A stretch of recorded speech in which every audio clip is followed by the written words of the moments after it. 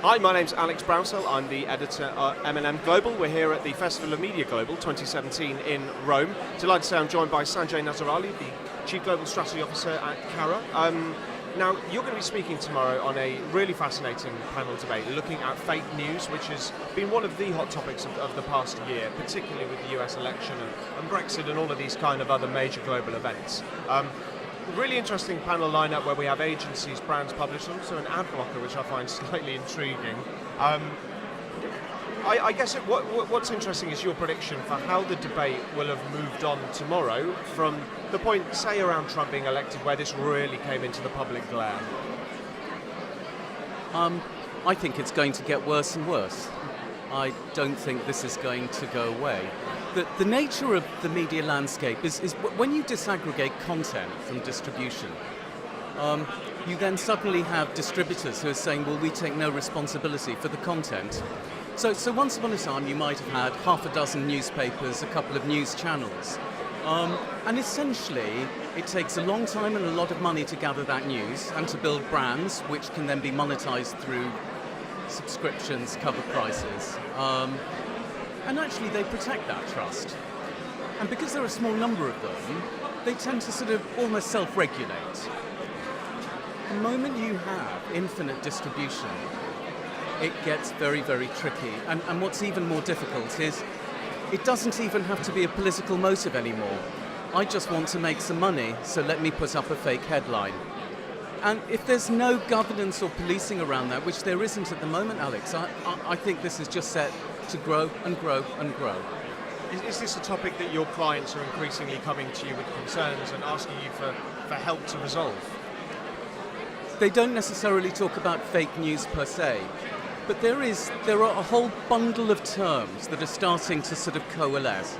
Fake news, brand safety, clearly is a big one there, transparency, and so there's something, and indeed even when you look at measurement, there's something about, for goodness sake, what's the truth here?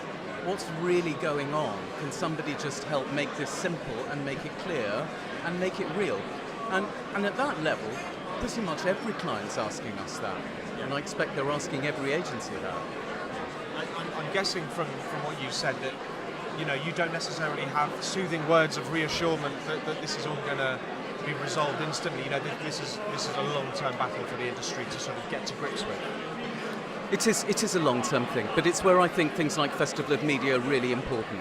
We have to come together and agree things as an industry.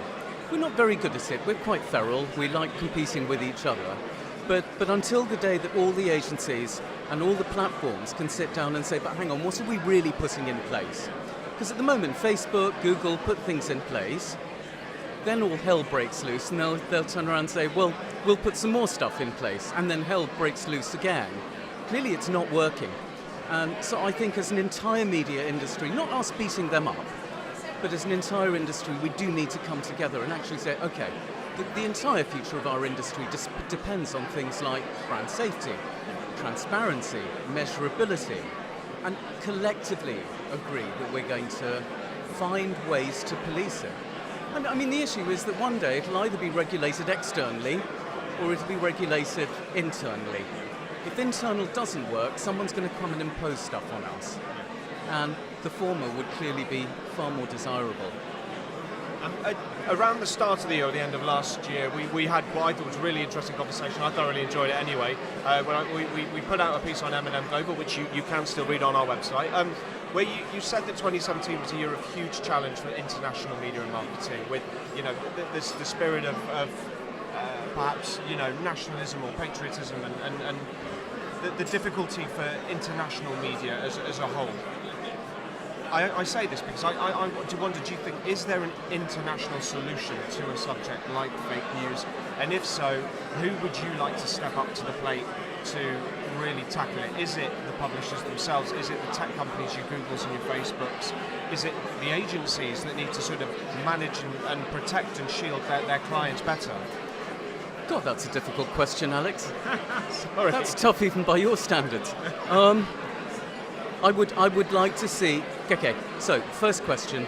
No, I don't think you can have one solution for the entire world. You just can't, because there are different levels of transparency, different guarantees around brand safety everywhere, partly because the technology is different.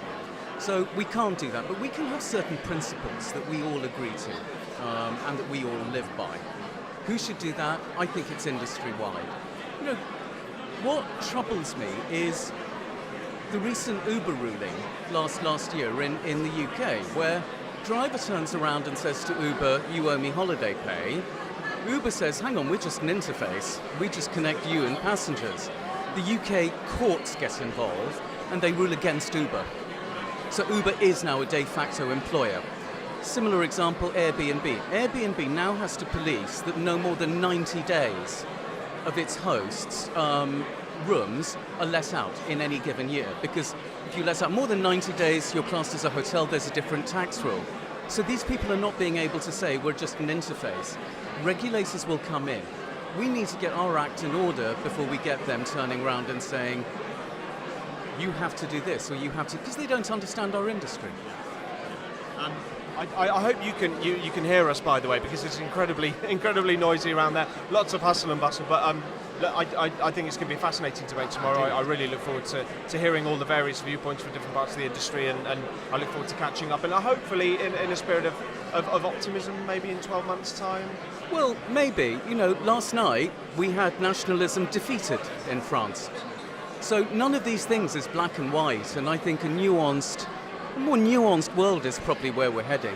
Well, thanks very much. Well, look forward to hearing from you tomorrow, not yesterday, and thank you very much for your time now. Thanks, Alex. Bye.